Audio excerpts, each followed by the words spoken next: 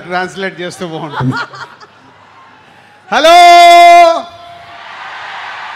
వంశీ అడిగిన సౌండ్ ఇక్కడి నుంచే మొదలు కావాలా? ఇంకా 3 రోజులే ఉంది. ఏమడిగాడు వంశీరా? దేవర సౌండ్ ఇండియా మొత్తం వినిపించాలా? ఇప్పుడు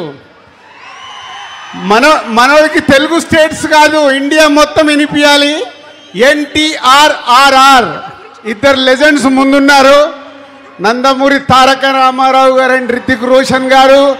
Hrithik ji, welcome to Telugu film industry. And NTR చాలా రోజుల నుంచి తారక్ ప్రతి సినిమాని పట్టుకొని ఎలా హిట్లు కొడుతూ కొడుతూ కొడుతూ ఆల్ ఇండియా వరల్డ్లోనే ఇప్పుడు మన ఎన్టీఆర్ సౌండ్ వినిపిస్తూనే ఉంది. అంతేనా? ఇంకా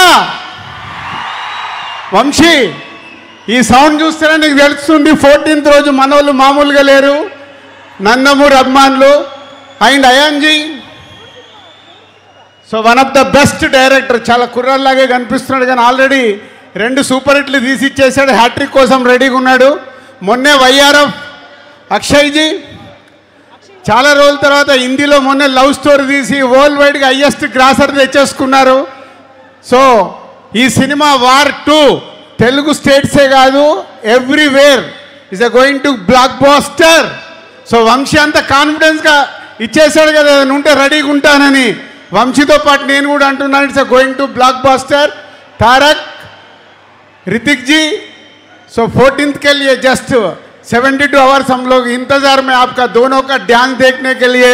अभी अक्षय को पूछा हूँ, अक्षय जी क्या है, रोलिंग टाइटल्स में है क्या गाना? नहीं नहीं सर, पिक्चर में राइट टाइम में आएगा.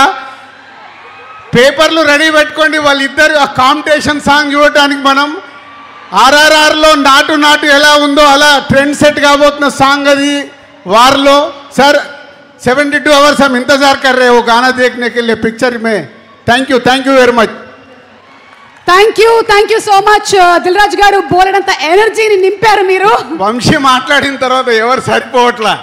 ఒకప్పుడు నా స్పీచ్ నాకు ఇంట్రెస్ట్ ఉండేది, ఇప్పుడు వంశీ మాట్లాడుతుంటే వెయిటింగ్ మీలాగే. థ్యాంక్ యూ దిల్ రాజు గారు. అండ్ మంచి మాటలతో పాటు విజ్ఞానాన్ని కూడా మనకి పంచేటువంటి